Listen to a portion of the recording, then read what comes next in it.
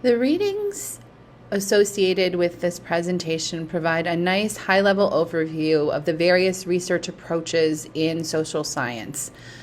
In this presentation, I'm going to complement and extend some of those ideas by focusing on what we're going to be discussing in the remainder of this course, which is quantitative research in education, and in particular, I will be drawing from my own experiences as a quantitative scholar in the field of higher education. So quantitative research takes a different approach to knowledge than qualitative research. And therefore, the way that a quantitative study is designed is different from a qualitative study. So more specifically, quantitative research approaches knowledge from what we call a deductive approach. So it works from the more general to the more specific. Sometimes this is informally called a top-down approach.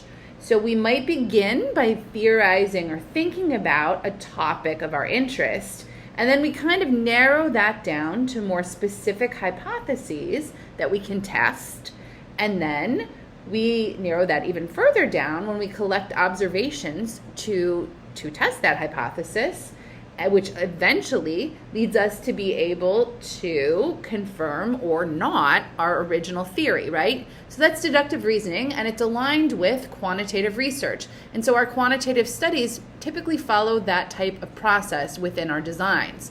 Conversely, qualitative research works the other way, taking more specific observations using an inductive approach, and then looking for patterns in order to make broader generalizations and develop theories. So we sometimes call this a bottom-up approach, right?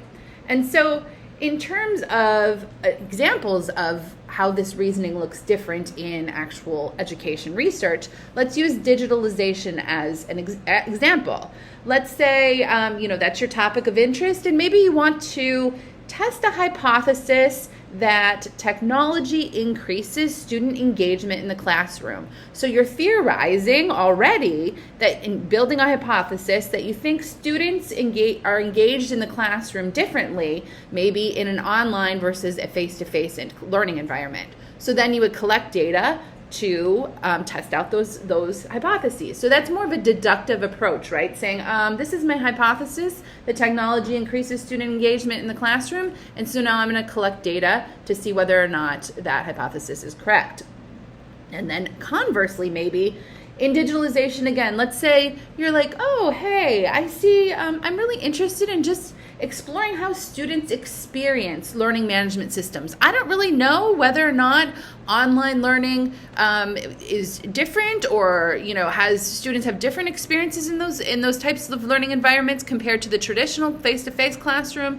So what I think I'm going to do is start collecting some data, and I'm going to start observing students' experiences with different online learning management systems, and then see what sort of patterns develop, and then maybe eventually come to build a theory around how students experience the digital learning environment. So that would be more of an inductive example, right? And that would be better studied with a qualitative approach to research. Then what exactly do we mean by quantitative research? My working definition is on the screen here, and it follows right from that deductive reasoning process. So quantitative research typically involves numerical data, and then you analyze those data using different statistical techniques. Consistent with deductive reasoning, typically quantitative research aims to test hypotheses or examine relationships between variables with the goal of explaining patterns, testing interventions, and describing populations in measurable terms, that is, testing out theory. So although I'm sure you've already encountered many, many, many examples of quantitative research, I'm going to provide you with another one, a very brief explanation of one of my own studies. As you'll recall, I primarily conduct quantitative research and I identify as a post-positivist. This study is an example of an article that was published in 2015 in this journal, Education Policy Analysis Archives, that I did with one of my my former PhD students who's now a professor himself. Okay, so how does this deductive reasoning process apply to my study example? So one of my research topical interests is academic staff and faculty career experiences in higher education.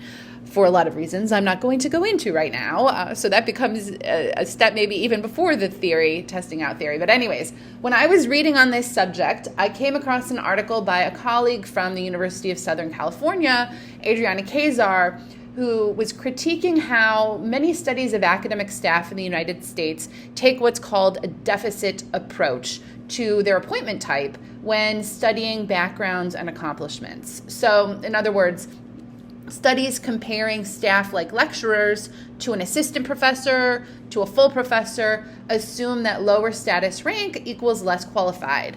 I said, that's a really interesting theory and critique.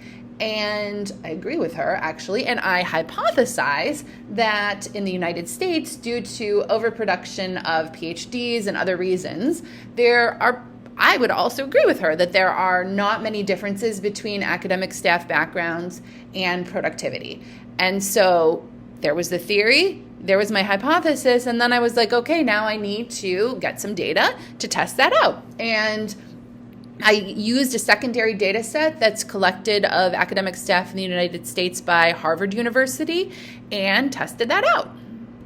My study also aligns with that purpose of quantitative research that I discussed on a few slides previously. So here are the research questions from our study.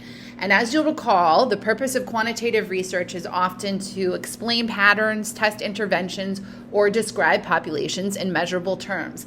And that's really, as well as examine relationships between variables. And you can really see that from my research questions, right? So to what extent do academic staff share common views of their jobs and workplace experiences? So that's really looking at explaining patterns in these staff views. And then also here looking at differences, right? So that's, again, also describing the population in measurable terms.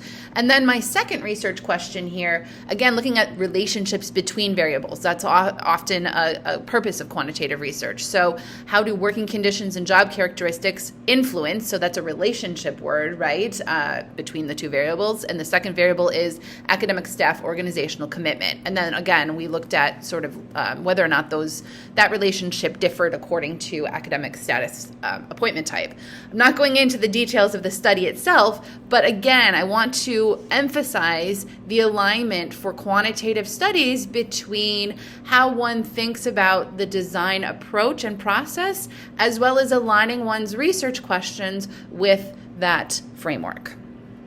Wrapping things up here, I encourage you to check out Stage and Manning Chapter 2, Table 2 there, which is reproduced here on the screen.